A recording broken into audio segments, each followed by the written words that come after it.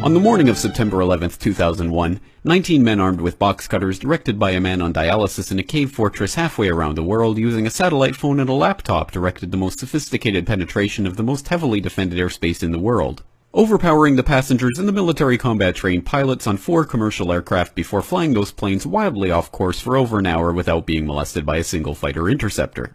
These 19 hijackers, devout religious fundamentalists who like to drink alcohol, snort cocaine, and live with pink-haired strippers, managed to knock down 3 buildings with 2 planes in New York. While in Washington, a pilot who couldn't handle a single-engine Cessna was able to fly a 757 in an 8,000-foot descending 270-degree corkscrew turn to come exactly level with the ground, hitting the Pentagon in the budget analyst office where DoD staffers were working on the mystery of the $2.3 trillion that Defense Secretary Donald Rumsfeld had announced missing from the Pentagon's coffers in a press conference the day before, on September 10th, 2001.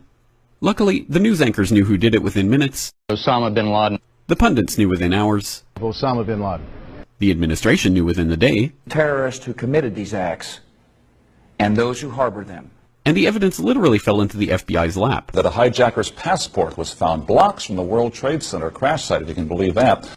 But for some reason, a bunch of crazy conspiracy theorists demanded an investigation into the greatest attack on American soil in history. That investigation was delayed, underfunded, set up to fail, a conflict of interest, and a cover-up from start to finish. It was based on testimony extracted through torture, the records of which were destroyed. It failed to mention the existence of WTC-7, Able Danger, P-TECH, Sibel Edmonds, OBL and the CIA, and the drills of hijacked aircraft being flown into buildings that were being simulated at the precise same time that those events were actually happening. It was lied to by the Pentagon, the CIA, the Bush administration, and as for Bush and Cheney, well, no one knows what they told it because they testified in secret, off the record, not under oath, and behind closed doors. It didn't bother to look at who funded the attacks because that question is ultimately of little practical significance. Still, the 9/11 Commission did brilliantly answering all of the questions the public had, except most of the victims' family members' questions, and pinned blame on all the people responsible, although no one so much as lost their job, determining the attacks were failure of imagination. Because Nobody in our government, at least, and I don't think the prior government that could envision flying airplanes into buildings. Except the Pentagon, FEMA, NORAD, and the NRO.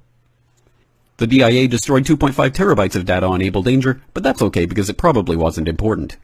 The SEC destroyed their records on the investigation into the insider trading before the attacks, but that's okay because destroying the records of the largest investigation in SEC history is just part of routine record keeping. NIST has classified the data that they used for their model of WTC-7's collapse, but that's okay because knowing how they made their model of the collapse would jeopardize public safety.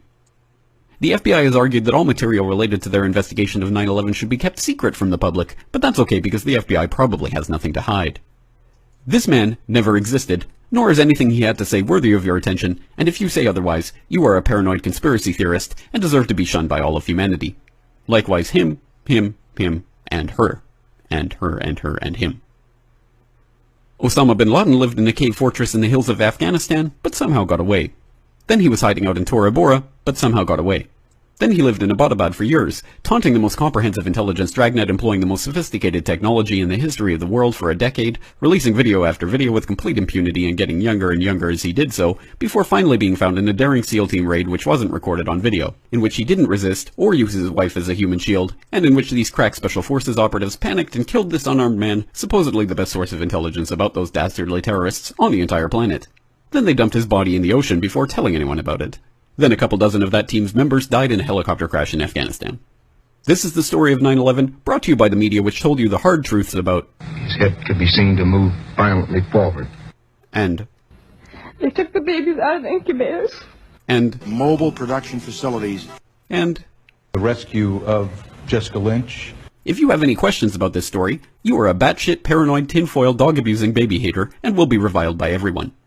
If you love your country and or freedom, happiness, rainbows, rock and roll, puppy dogs, apple pie, and your grandma, you will never ever express doubts about any part of this story to anyone. Ever.